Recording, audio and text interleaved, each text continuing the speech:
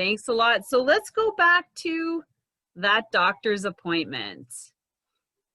Yeah, it was really fascinating because I think I've seen it in clients. It can just happen. Like, we all know the cliche of, oh, just one bit of cake, or one drink or whatever, it's not going to make the difference. But when it's day after day and month after month and year after year, of course, the effect is so slight, it just creeps up on you, and you never see it happening. You never really sort of recognize the change until all of a sudden it's like, bam, oh, when did that happen? And yeah, for me, I guess, probably many parents will feel in that moment where you become a parent, your whole life changes. And so for a few years after that, your life is all about the kids and you don't focus on yourself. And that's how it happened for me. But then I'm sitting there with my 5-year-old son and thinking, yeah, he's not as dynamic as I'd like him to be. He's just sitting around on the sofa. Yeah, I love sitting next to him and cuddling up on the sofa and watching something, entertaining. But I want him to be fit and healthy. And, there was this disconnect because, like, I've got enough, I've done a bit of personal development and reading, and, I'm self-aware enough or intelligent enough to know that kids don't do what you tell them to do. They tend to do what you do. And it goes for a lot of things, doesn't it? If you try and tell people to do something and you're doing something completely different, if you don't have the strength to do yourself what you're telling others to do, then you don't really have the credibility. Yeah, coming after that doctor's appointment, it was just like it was this process of like the scales falling from my eyes and suddenly realizing that, yeah, I'm not I'm not that, that wiry, dynamic, athletic 18-year-old, and I really don't like what I'm seeing, but the cool thing is I can do something about it. And so that was the start of my my journey. So to pick up on what you said, initially I just went full gas. So I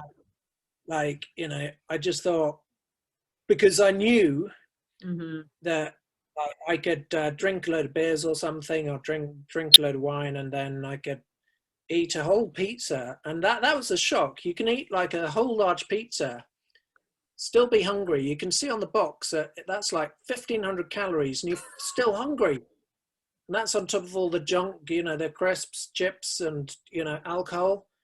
And so I just realized I need to stop all the bad habits, at least in the short term. So for a couple of years, I just quit the alcohol and the caffeine and everything, and just really went, hell for leather to bring about the changes.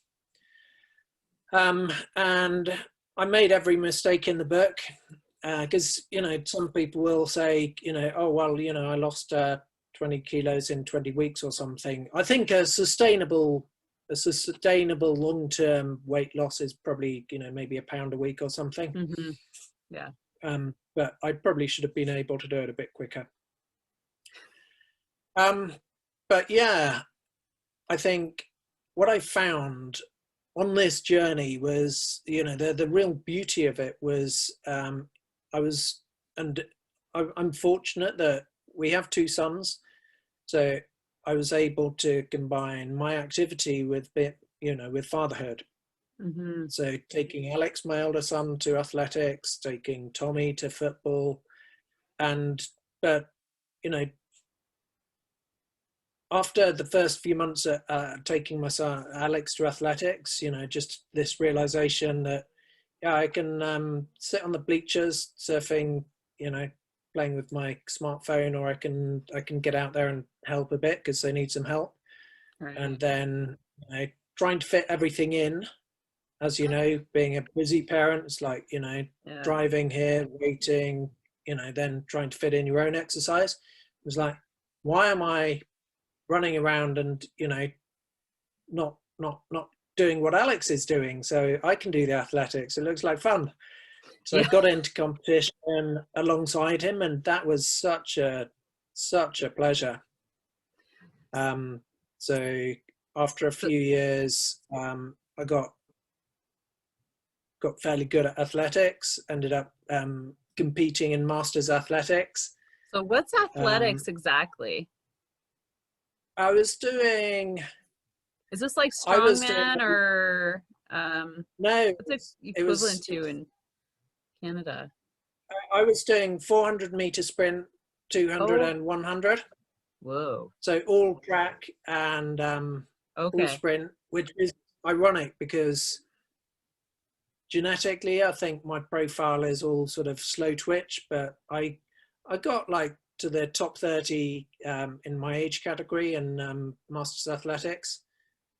But when I got a county medal alongside Alex, my son, it was actually that wasn't even age capped. That was just, you know, sort of open, you know, sort of seniors events.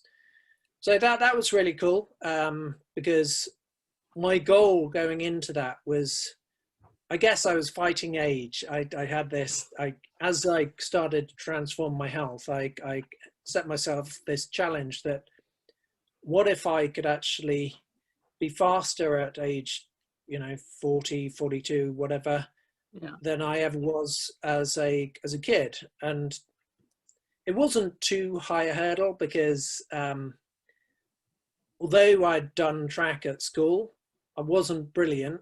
So my personal best was about 57 seconds in the 400 meters. And I managed to get to about 56 at age 42. So that was really cool because, yeah, you know, we all know, you know, there are some things that do change with time. But I developed this philosophy that age-related decline is only inevitable when you've reached 100% of your potential at a given age. And I think virtually nobody ever does that.